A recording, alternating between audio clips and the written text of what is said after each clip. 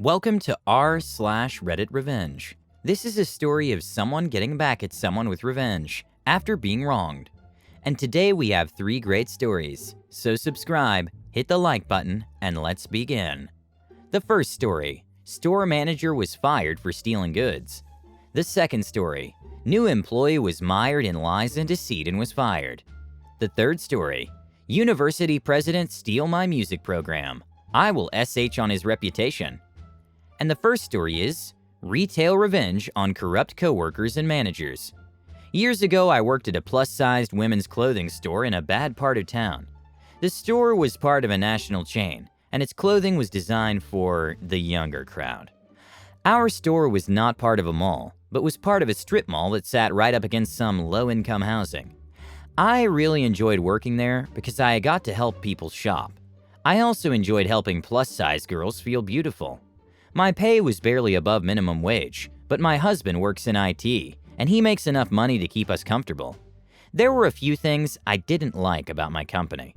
For one, they made us sell magazine subscriptions at the register that were basically a scam. It's 25 cents a year now, but you'll be charged an inflated rate next year for a renewal. I felt bad because I knew many of my customers were low income and probably wouldn't remember to cancel. The other thing we were required to do is aggressively push our store credit card. I wasn't good at pushing the magazines or the credit cards, and it was no secret that our regional manager was not pleased with my performance. Despite having amazing sales numbers, because my magazine and credit applications were low, I was treated poorly by my store manager Gina and the regional manager Rick. Out of all the associates, I was the only one that had trouble getting magazine subscribers and credit applicants.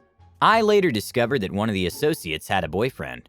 He would give his customers money in exchange for their personal information and social security numbers, so his girlfriend could run their info on credit applications. This associate was best friends with our store manager Gina. This girl shared all of this information with all of the associates except for me. I later heard that I was resented because I was a rich white bee. Another crappy part of working at this store was dealing with shoplifters.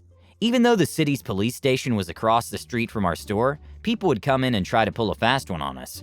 If we knew someone was shoplifting, one of the associates would start a conversation with a shoplifter, while the other associate went in the back room to call the police.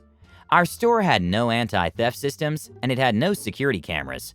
Because our amount of shrink was so high, our store was put on probation, and we regularly had a company come in and take inventory of our merchandise. We knew how much our store was losing every 3 months.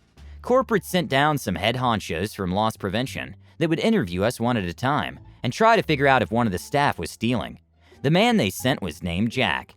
Jack gave me his name and cell number and told me I could call him if I noticed or suspected any of my coworkers was stealing. On one of the days that our merchandise was going to be inventoried, the regional manager Rick arrived. This was odd because Rick lived in the neighboring state somewhere. He must have left his home at 4 a.m. to be there when we opened. Rick spent the day manipulating the inventory results.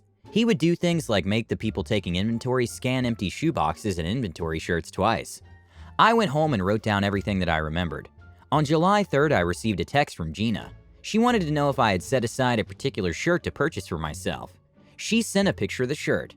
I told her it was not mine. The following day, I noticed Gina had posted pictures of herself at a July 4th barbecue wearing the shirt. When I got to work the following day, I checked the inventory. No associates made any purchases at all that week. That shirt was never sold in any size at our store, but one was missing from the racks. Gina had stolen it. I went home and I created a PowerPoint presentation with screenshots of my text messages with Gina about the shirt, details from our inventory, and pictures from Gina's Facebook page showing she had the shirt. I also provided the details of the credit card application scams my coworkers were running. I sent this off to Jack, the loss prevention guy at corporate, and waited. Within an hour, my phone lit up. Jack told me I would be transferred to any store I chose for coming forward, and I was rewarded with a $100 gift card. He told me they knew about the credit card applications being fake because the same 20 people were applying over and over again. I knew that no matter what store I chose, Rick would still be my boss, so I told Jack I would think about it. When I got to work the following day, Rick and Jack were there. Gina and her best friend were fired and were already gone. Within one effing week, I was being written up for not having enough credit apps. I quit right then and there. I went home and called Jack and told him about Rick's inventory manipulations. I gave a tip about our magazine program to a major consumer publication, and they published stuff about it on their website. This chain used to have 20 locations in our state. Now it has 2. I just looked on LinkedIn, and Rick still works for the company. Oh well, I feel like I got revenge. The next story is, sketchy union member representative gets fired for lying and deceptive conduct. So I'm in the HR payroll department for a janitorial service company that deals with a service worker union. It's a pretty big-time US union that has local branches. Our company is state-regional with a few thousand employees. About 2 years ago, a new union member representative got employed at the local branch. Let's call her Ashley. She came in wanting to make waves. The general sense was that she's extremely proactive and will call us out on everything, so we got to step up our game. At first, she was very communicative with the employees and members. Nothing wrong with this. It did cause an initial surge in employees complaining to us. Some had merit, others did not. Since the union contract is worded kind of funky, I don't blame a person for misreading it. Besides, our policy is to just straight up read from it if an employee does not agree with something. Still, we try to be reasonable without showing favoritism. Some days I would have to talk to employee after employee about what Ashley said during the recent union member meeting was BS. No, you do not have 7 days of sick days. You just used up 7. She was literally giving us more work to cause office inefficiency, so things can slip through the cracks. Whatever, as long as I do my work perfectly, we should be fine. Something that became popular since Ashley started working was union leave assignments.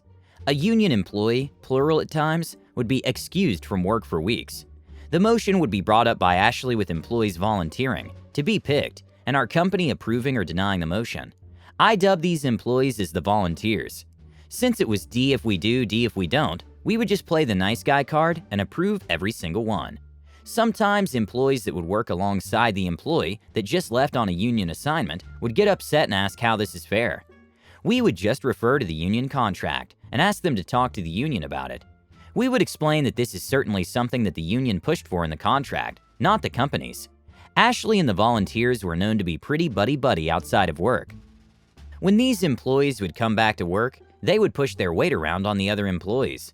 A 2-tier level of union employees developed, and we had to step in to try to discipline. Of course, these employees would go crying to Ashley immediately and state they were being discriminated against because they were more union. Another thing that was shocking was how Ashley and the volunteers would back up claims with a list of a couple of dozen signatures. The most serious one was one which alleged that an area supervisor was overly aggressive and incompetent. They had like 40 signatures. The volunteers and a dozen employees showed up to our office to hand-deliver this claim. It felt like an intimidation tactic. I interact with most employees and get to know them, yet I hardly recognize anyone in that group, except of course the volunteers. The supervisor was investigated by corporate HR, but they found nothing. We interviewed those that signed, and we got a very different story. Turns out the 40 signatures were just a sign-in sheet at a union meeting. About half the signatures were union employees who were not employed by our company. They did discuss this supervisor in the meeting, but not everyone in attendance agreed with the claim. The investigation was coming to a close while our company had a big meeting with the local union due to new issues. I was told to sit there, look pretty, and keep my cool, because I can be a hothead. Ashley is known for interrupting while someone else is speaking. Our regional VP would be our main representative. He's diplomatic and can keep his cool. Our folks show up to the meeting, and they get hammered on 4 new big issues. 4 of our new hires are actually full union employees sent by Ashley, who were recently laid off from a different union employer. We must pay and support these new hires as full union. If during the interview those details didn't come up, too bad. We got screwed big time. The VP accepted defeat on this topic and moved on to another issues.